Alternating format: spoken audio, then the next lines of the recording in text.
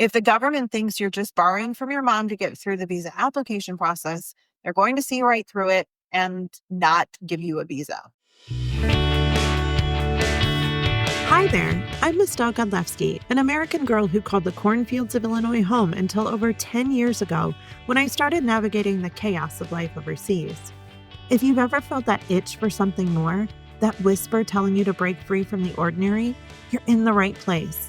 This podcast is your backstage pass to the wild ride of moving abroad. I'm here to pull back the curtain on the real journey, sharing stories that are funny, dramatic, and sometimes downright unbelievable. We'll explore the gritty details, from battling culture shock and navigating tricky visa processes to celebrating those small victories that make it all worth it. So whether you're daydreaming about a new life abroad or already in the thick of it, grab your passport and let's explore what it really means to live life beyond borders. Welcome to Abroadly Speaking.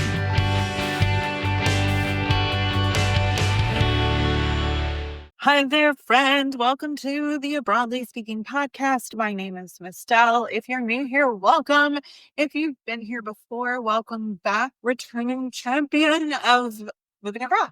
We're in week 3 of our 4-week series on budgeting for your move abroad.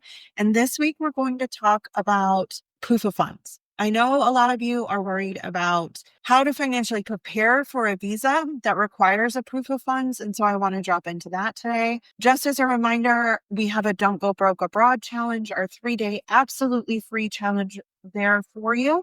It starts the 1st of April, 2025. If you're listening to this later, I'm sure I'll have it again in the future. For now, those listening in real time, it starts the 1st of April. If you haven't registered already, what are you waiting for? If you have, congratulations. I'm looking forward to seeing you there. All right. First things first. Some countries do require that you have a certain amount of cash saved up before they'll even consider giving you a visa. That means your dream of sipping espresso in a Parisian cafe could come to a screeching halt if you can't prove you've got enough in the bank to back it up. But don't worry. As always, I've got you covered. Let's talk about how to make the financial prep happen so that you're ready in case it's needed. What is proof of funds and why does it even exist? Some countries want to make sure that you're not going to just show up on their doorstep, broke and desperate, begging for welfare or unemployment checks. Fair's fair. I mean, we all know moving abroad is an adventure. You don't want to risk being stuck living in your in-laws' basement in your new country. So proof of funds is essentially the government's way of saying, hey, if you're coming to live here, we need to know that you can take care of yourself financially while you figure things out. Depending on the country, the amount that they can require can range from a couple of thousands of dollars to tens of thousands of dollars. That being said, it can also be, if you have a job or a job contract, often the proof of funds requirement is waived. So if you're moving abroad with a job contract in hand, you may not need the proof of funds. This is for people who are moving abroad who are perhaps retired or are moving abroad without work. You're going to probably need to prove that you can take care of yourself for a period of time, at least when you first arrive. So how much are we talking about here? Well, that varies extensively based on where you're moving, the type of visa you're applying for. Some countries like Canada require a decent chunk of change to show that you can support yourself and your family while you settle in.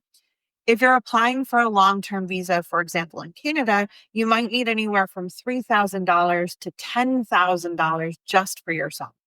And if you're moving with a family, that number just went up, like way, way, way up. But here's the thing. Most of the time, this money needs to be sitting in your account already, untouched, for a certain period of time before you apply, which means you can't just sell your car, throw a bunch of change into your bank account for a few days and call it cool. That doesn't work. It has to be legitimate, like cold, hard, non-refundable savings cash. So how do we get there? What does that look like? Step 1, know the amount you need and start planning ahead. If you're applying for a visa in a country that requires proof of funds where a job is not sufficient, don't wait until the last minute. If you're applying there, the numbers aren't going to magically appear in your bank account when you need them. You need time to save up and actually get your finances in check. As a pro tip, figure out what the minimum amount is and then oversave it, because no one likes a last minute scramble Plus, you're going to spend at least half that amount on something completely unnecessary, like that overpriced bottle of wine you bought last month because it was on sale. Make sure that you're looking in advance of how much you need in the proof of funds so that you can actually use them when you get there. Like I mentioned before, if you're moving with a job, that definitely will reduce the amount of funds that you need to have to make your move. Many countries will allow you to move without a lot of money in your bank account. In fact, when we moved to Switzerland, they didn't even ask for the amount of money in our bank account because we were moving with jobs that had a guaranteed income. If you're moving, for example, on a freelance or a digital nomad visa where you do not have a guaranteed income each month, that will likely require you to have some sort of proof of funds in your bank. Like I mentioned, that does not mean you can just sell your car, put in like $4,000 and call it a good afternoon. You actually need to make sure that what are the requirements in the country. The immigration website at the country is going to give you the details of how much and how long you need to have that documentation available for. Step 2, don't just borrow money from your friend. The government, unfortunately, isn't stupid. I'm not saying your friend can't help you. In fact, they might, even if you're lucky, but, and hear me out on this one, it's got to be your money. If the government thinks you're just borrowing from your mom to get through the visa application process, they're going to see right through it and not give you a visa. Be honest and keep it clean. The key here is that the money has to be in your name and in your account. And ideally, it needs to be liquid, meaning you can access it quickly if you need to. Don't pull a fast one with your grandma's emergency savings account. That one is not going to work for you.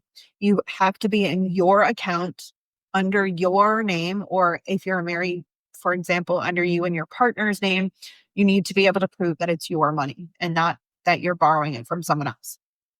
That being said, if you've been around in my world for a while, you may remember that I had to borrow money from my uncle in order to put the down payment on our rental flat when we moved. That was not a proof of funds situation, but we did end up paying him back. But it's something where if you're taking out a loan to make the move, they're going to see it, right? So you want to make sure that you're being honest and that you're being forthright and that it's your money. Now, if you are taking a loan out to move, but you can prove, for example, that the money has been yours and that you're repaying it, that's one thing.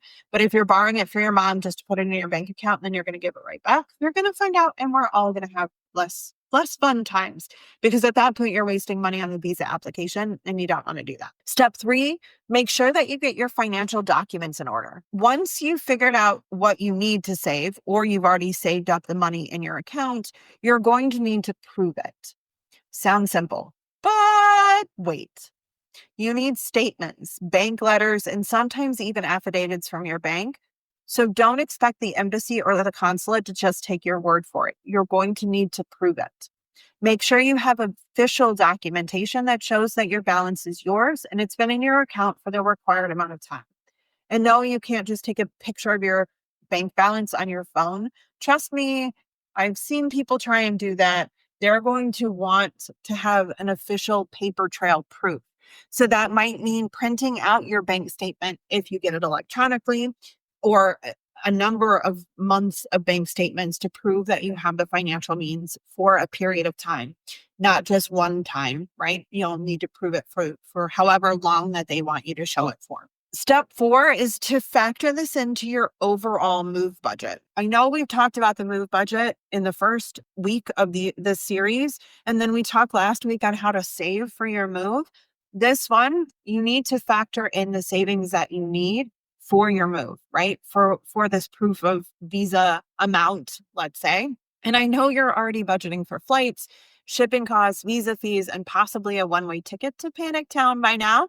But here's the deal. Proof of funds can easily slip through the cracks if you're not thinking. So once you know the required amount for your visa, factor that into your total move budget.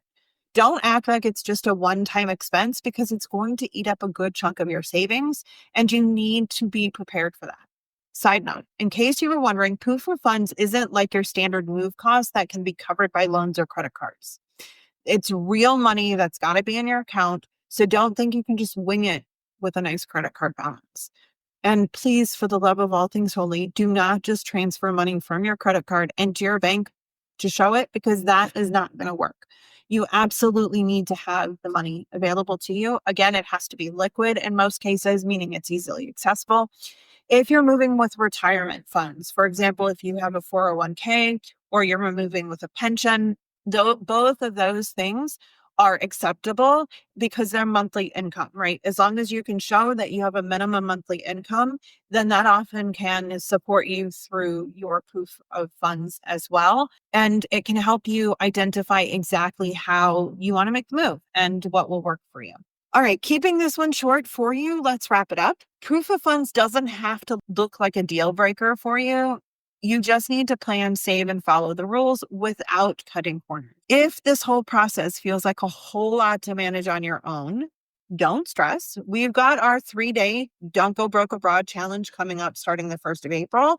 Again, registration for that is in the link in the show notes, but it's absolutely something we'll go through how to budget for your move, make sure that everything is ship shape for you so that you're ready to go, and make sure that you meet the requirements that you need in order to be able to have a successful move abroad. All right, my friend, that's it on this one. It's a really short one. I just wanted to go over proof of funds because it's something that comes up a lot for people. If you have any questions, as always, feel free to drop me a message on Instagram at I am Estelle. Hit me up on email. I'm also willing to answer those wherever I can. I look forward to seeing you in the Don't Go Broke Abroad challenge. Again, it's a free, absolutely no cost challenge. I am looking forward to seeing you there and helping you budget for your move abroad. All right, my friend, I will see you on the next one. Thanks for tuning in to Broadly Speaking. If today's episode got you dreaming a little bigger or thinking a little braver, go ahead and hit subscribe, leave a review, or share it with someone who's ready for their own adventure. And hey, don't be a stranger. Come hang out with me over on Instagram at I am Estelle for the real, unfiltered life abroad. Keep that passport handy, and remember, life's too short to stay in one place.